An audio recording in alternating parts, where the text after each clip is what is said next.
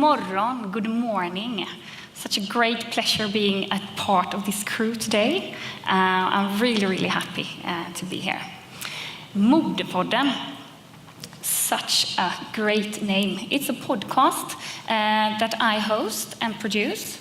And Modepodden is really a brilliant name in Swedish.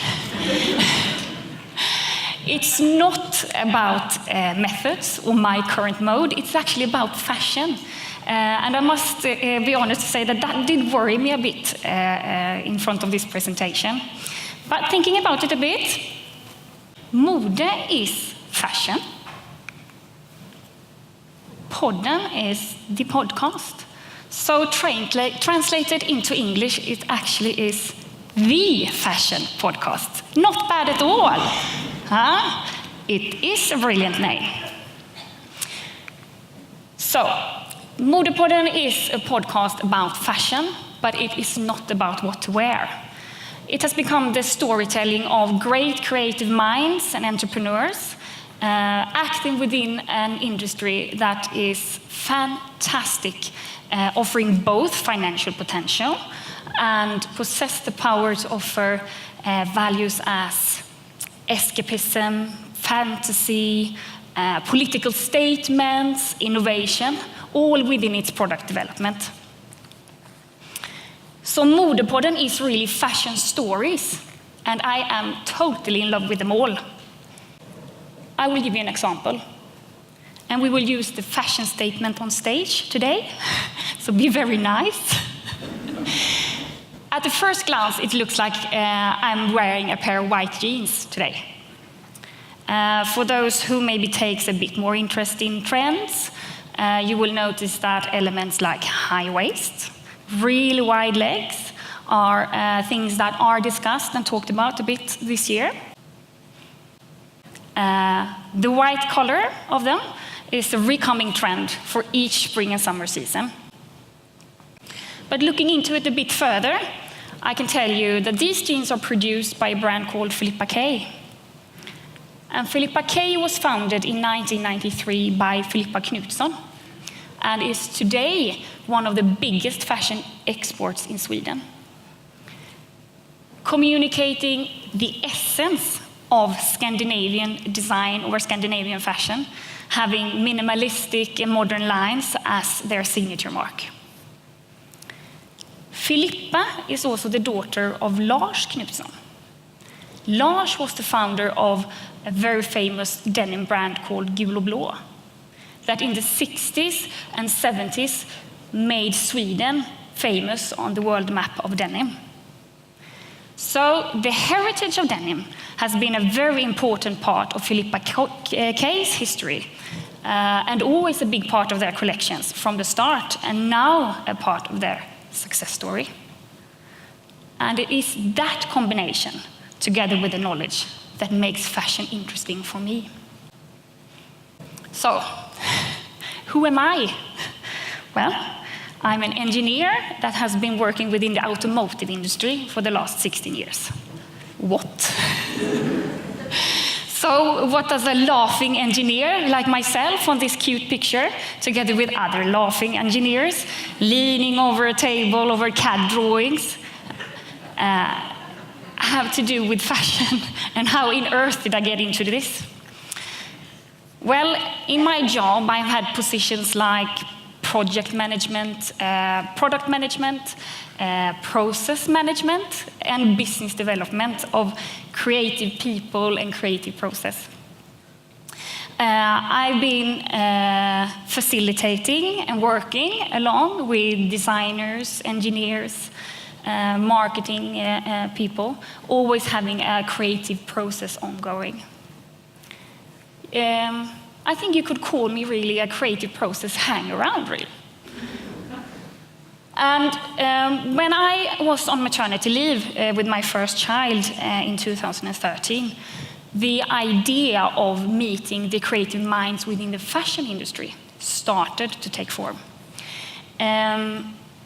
And I wish now that I, with my experience within business development then, that I bragged about right now, could say that there was a brilliant business plan behind that idea. But the only plan was actually curiosity. Curiosity on industry that I was, and a subject that I was personally interested in, and a curiosity on how that industry was compared to what I was used to. So, with some help from a friend, Johanna, who is here today, Modepodden was actually born. So, how is the Swedish fashion industry doing? Well, 305 billion Swedish kronor.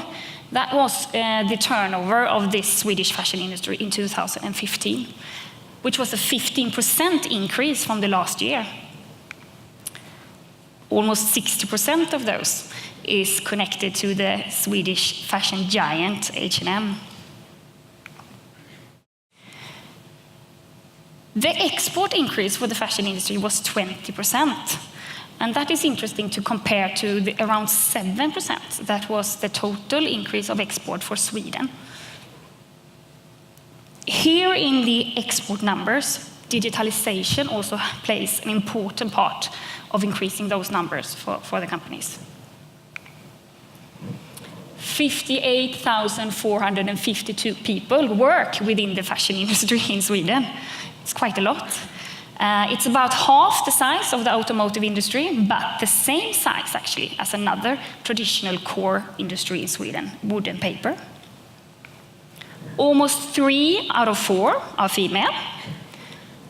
However, in the decision-making positions, there are still mostly men.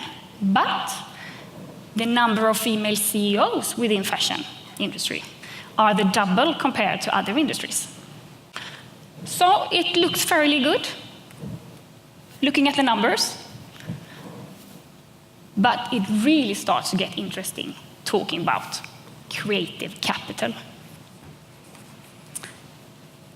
The creative capital within the fashion industry is really, really high valued, and it has a strong connection to the actual sales.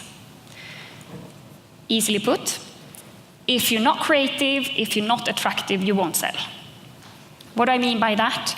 Well, if I compare to the automotive industry where I have experience, which have a product where design is an element or a feature, among other very highly valued features like engine performance or fuel consumption, then the automotive industry tend to think that, it's difficult to actually relate how big part of the sales that can be related back to how good the car looks. Whereas in the fashion industry, design is the number one element, also holding the value of the craftsmanship. So, having attention on the creative process can actually be a big financial potential in the business plan. In a report about growth in Swedish fashion companies, it stated that fashion together with music is actually the segment that has the biggest potential for export. But the level of competence in the creative area does not only come with advantages, unfortunately, it also has some challenges. One person who is living for making business opportunities out of creative people and ideas within the lifestyle segment is Jan Carl Adelsvärd. He is an experienced investor and entrepreneur within the fashion industry. When he was a guest in Modepodden, he explained the potential for him as an entrepreneur in the fashion industry being, if you have a creative ability, then you can create your own demand, the must-have feeling.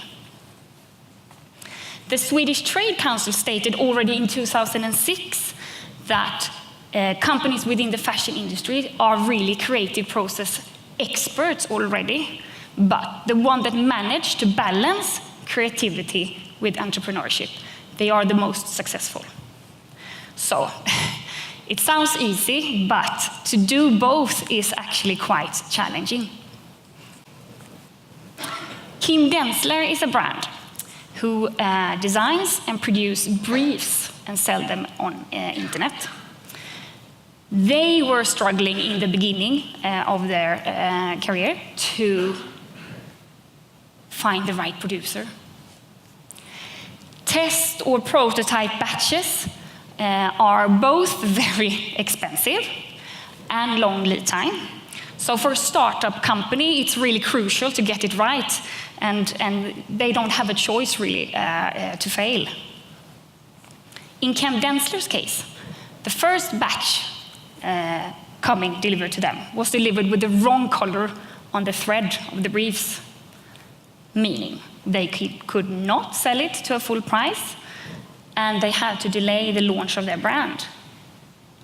The second batch, the producer did not have enough textile material. But he anyway decided to do the numbers in the order, just using a little bit less material in each, making them a bit smaller. Again, not sellable. So it really, really takes a person who thinks that a brief deserves the same respect as a shirt, or even more, to do a batch number 3. When it comes to the financing challenges for these guys, fashion companies are seen as high risk due to low level of fixed assets, and instead assets that are more difficult to value, like creativity, having an ongoing product development with their collections, which can be trend sensitive, long lead times and short selling windows. It seems to be a very, very high risk, and the finance institutes and the banks are a bit hesitant. This is an example of a trend challenge. Westerlins was a big textile company in Gothenburg, and they were focusing on pleated skirts in very, very good quality. It was founded by Maria Westerlind's grandparents, and they were not only successful having an own factory in Portugal with 700 people, but it was also a fantastic love story between the two founders. Maria tells in the podcast how the company was struggling against the challenges over time when fashion business changes between the 70s and the 90s, meeting new competition in chain stores, offering mass-produced, good-looking fashion to a very low price. Secondly, skirts went out of fashion. And third, along came bike shorts. The cykelbyxa. And that actually killed them. And they had to start doing textile for airbag industry instead. But as a third generation, Maria and her husband took up the task to relive the brand. And now the brand Maria Westerlind has a fantastic history in the luggage. And at the same time, she still do 2 collections a year in Portugal. And it's this wonderful, wonderful potential that I have the chance to take part of and share with you in Modepodden. Stories with happy endings, they are never created in a straight line. And God knows Modepodden have not been either, chasing audio technicians that should be in very short notice or buying microphones. But I think that everyone engaged in a startup know the process of invent along the way. But learning things in every meeting, going from a goal set to do 24 episodes to soon reach 50, and now actually have a platform of inspirational stories, making the craftsmanship and the brilliance of these creative minds even more appreciated. That has been beyond my expectations, taking me beyond fashion. Thank you.